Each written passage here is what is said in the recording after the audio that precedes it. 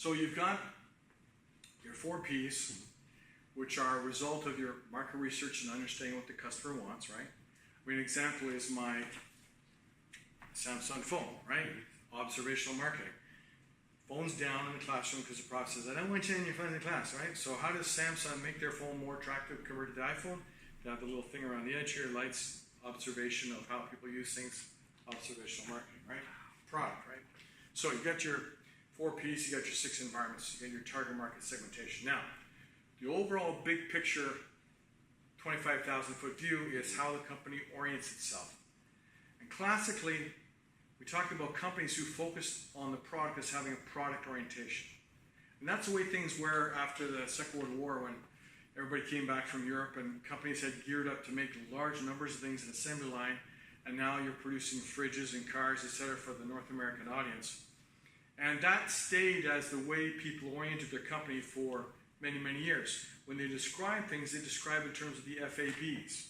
The FABs are features, advantages, and benefits, right? So I'm talking about the 3 orientations. So I'll explain with my Omega Seamaster Chrome, which I much prefer to my Rolex. So here's an example of a product orientation. And you can recognize this in TV commercials when we talk about the physical features. They walk up to somebody and they say, I want you to buy this watch. It's got a rotating bezel. It's got this little thing here you can press, so 5 minutes on each side for the steak. Actually, I like it for myself. Right? So a product orientation is when you try to get people to buy the product by describing the luxurious detail of this and where it came from. It's Corinthian leather and stainless steel from, etc. That's a product orientation. And most companies think that if they do a really good job of that, the people will be so excited they will pay for it, right? Now, when you've got competition and you've reached the top of the product life cycle, other people are going to sort of horn in on that, try to get on some of the action, which leads to what we call sales orientation. So sales orientation is when you walk up to somebody and say, you know about this watch. If you give me $200 now, $80 a month, you can have this watch right now. Take it. Wait. You know her? You both went to U of T? Okay. So because of that, I'll give you a 10% discount. Wait, this is what? Tuesday? Okay. $50 a month, you can have this watch. Take it right now. Put it on your wrist, right?